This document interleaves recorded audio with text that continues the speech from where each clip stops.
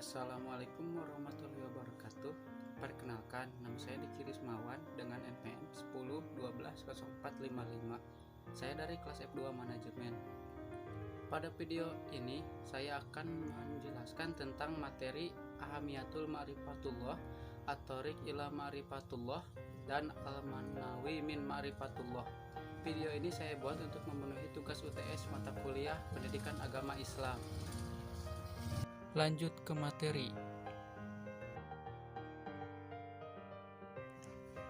Ahamiyatul Ma'rifatullah. Ma'rifatullah berarti usaha manusia untuk mengenal Allah, baik wujud maupun sifat-sifatnya. Manusia sangat berkepentingan untuk mengetahui siapa penciptanya dan untuk apa ia diciptakan. Karena itu, manusia pun mulai melakukan penelitian dan mencari siapa gerangan Tuhannya.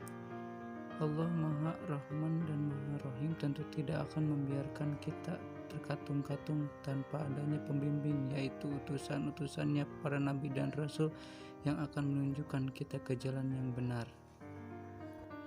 Menurut Ibnu Al-Qayyim, ma'rifatullah yang dimaksudkan oleh ahlul ma'rifah atau orang-orang yang mengenal Allah adalah ilmu yang membuat seseorang melakukan apa yang menjadi kewajiban bagi dirinya dan konsekuensi pengenalannya.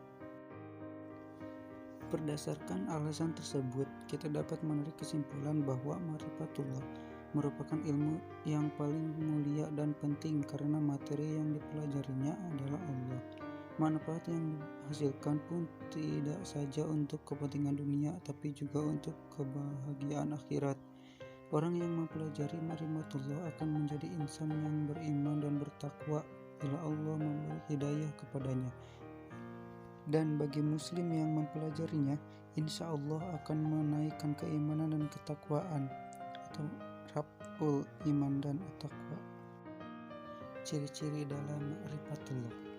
Seseorang dianggap ma'rifatullah, mengenal Allah Subhanahu wa ta'ala, jika ia telah mengenali asma atau nama Allah, sifat Allah, afal atau perbuatan Allah Subhanahu wa ta'ala yang terlihat dalam ciptaan dan tersebar dalam kehidupan alam ini. Kemudian dengan bekal pengetahuan itu, ia menunjukkan sikap sidik atau benar dalam bermuamalah atau bekerja dengan Allah Subhanahu wa ta'ala, ikhlas dalam niatan dan tujuan hidup yakni hanya karena Allah Subhanahu wa ta'ala, pembersihan diri dari akhlak-akhlak tercela dan kotoran-kotoran jiwa yang membuatnya bertentangan dengan kehendak Allah Subhanahu wa ta'ala. Sabar atau menerima pemberlakuan hukum atau aturan Allah Subhanahu wa ta'ala atas dirinya. Berdakwah atau mengajak orang lain mengikuti kebenaran agamanya. Membersihkan dakwahnya itu dari pengaruh perasaan, logika, dan subjektivitas siapapun. Ia hanya menyerukan ajaran agama seperti yang pernah diajarkan Rasulullah Shallallahu Alaihi Wasallam. 2. At-Thoriq ila Ma'rifatullah. Ma'rifatullah berasal dari dua kata ma'rifat dan Allah. Secara singkat, ma'rifatullah adalah mengenal Allah. Menurut Imam Al-Ghazali, ma'rifat adalah pengetahuan yang tidak menerima keraguan terhadap zat dan sifat Allah Subhanahu wa ta'ala. Ma'rifat terhadap zat Allah adalah mengetahui bahwa sesungguhnya Allah adalah wujud esa, tunggal dan sesuatu yang maha agung, mandiri dengan sendirinya dan tiada satupun yang menyerupainya. Sedangkan ma'rifat sifat adalah mengetahui dengan sesungguhnya Allah itu maha hidup, maha mengetahui, maha kuasa, maha mendengar, dan maha melihat dengan segala sifat-sifat kesempurnaannya.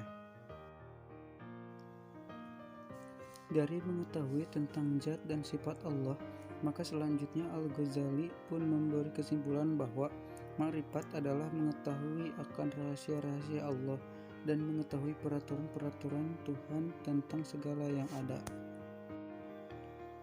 3. Al-Manawi min Ma'rifatullah. Secara garis besar, terdapat dua hal yang menghalangi manusia dalam mengenal Allah.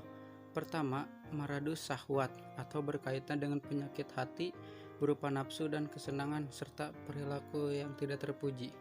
Kedua, maradus subhat atau berbagai hal yang menimbulkan keraguan lebih banyak berkaitan dengan masalah akal dan logika. Poin pertama, al-fisku atau kefasikan. Fasik adalah orang yang senantiasa melanggar perintah dan larangan Allah, bergelimang dengan kemaksiatan serta senantiasa berbuat kerusakan di bumi. Mereka hanya memikirkan kehidupan dunia saja, tidak memikirkan kehidupan di akhirat nanti. Mereka disibukkan oleh harta-harta dan anak cucu mereka serta segala yang berhubungan dengan kesenangan duniawi. Mereka lupa kepada Allah, maka Allah pun membiarkan mereka bergelimang dalam kesesatan, lupa hakikat dirinya, dan pada akhirnya semakin jauh dari jalan yang diridhoinya. Al-kibru atau kesombongan. Kesombongan merupakan suatu sikap di mana hati seseorang ingkar dan selalu membantah terhadap ayat-ayat Allah Ta'ala.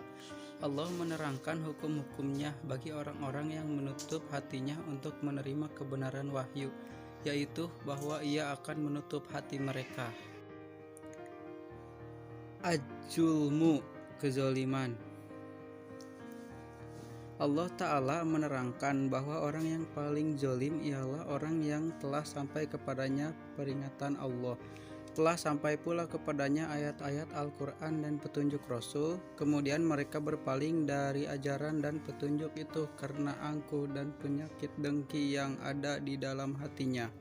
Sikap zalim atau aniaya seperti inilah yang menghalangi mereka dari mengenal Allah Ta'ala.